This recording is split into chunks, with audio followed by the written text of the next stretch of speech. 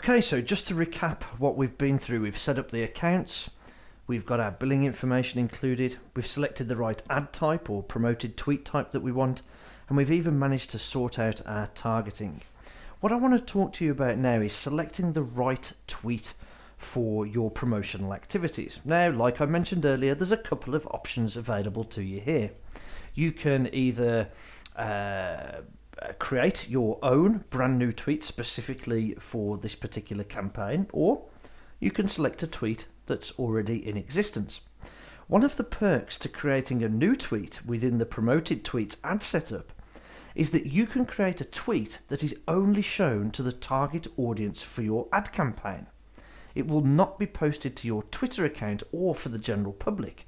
So if you wanted to create a campaign that only targets a very small, specific section of your audience and you don't really want all of your Twitter followers seeing that, then I would definitely suggest creating a tweet from scratch to use as your promoted tweet.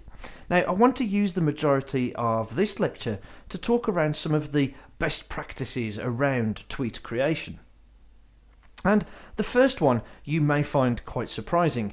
Tweets without photos win, and they win big. Now let me explain what I'm talking about here. The most important aspect of writing your tweets is knowing how to compose the tweets that convert.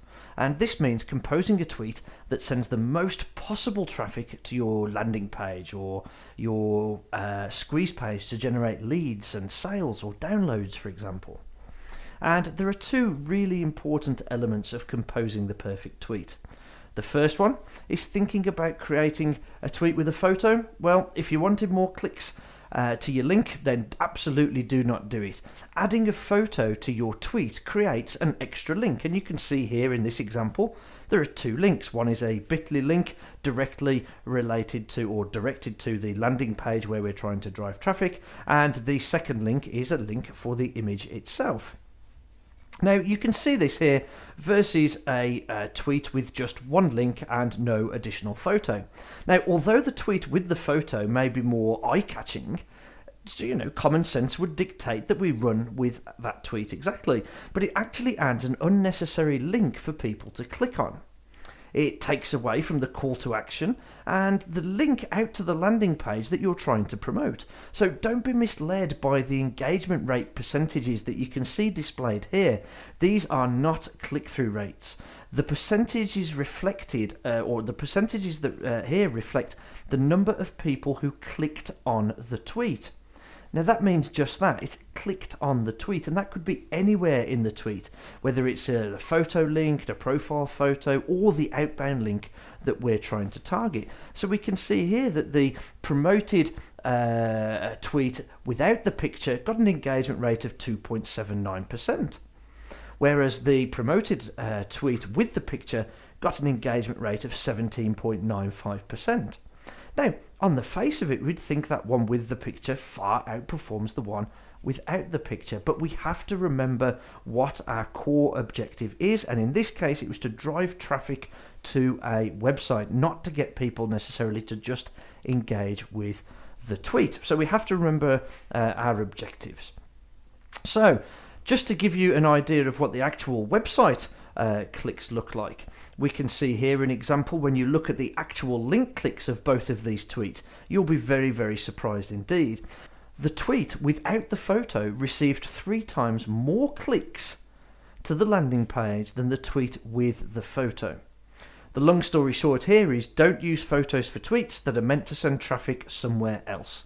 The photo adds an extra link and a distraction for the end user. Yes, they may be more engaging and more eye-catching, but if the objective is to send traffic somewhere else, do not use photos. I mentioned in a couple of previous lectures towards the beginning of this course about using URL shorteners, and we'll give you an example here where we can see using link shorteners generated a 709% increase in clicks on the link. So Digital Marketer here decided to run a split test to see if a shortened link using a free service such as bit.ly, for example, Google URL shortener, would convert higher than a naked link. And a naked link meaning a link directly to the website where the web URL is clearly visible. The hypothesis was that the naked link would convert higher. The thought being that the users would be able to see the domain name and it would build trust and more clicks, but boy were they wrong. The tweet with the link shortener, when promoted to the same audience with the same budget, outperformed the naked URL by 709%. Multiple case studies show that the shorter the tweet, the better the conversion. The shorter the link, the better the conversion.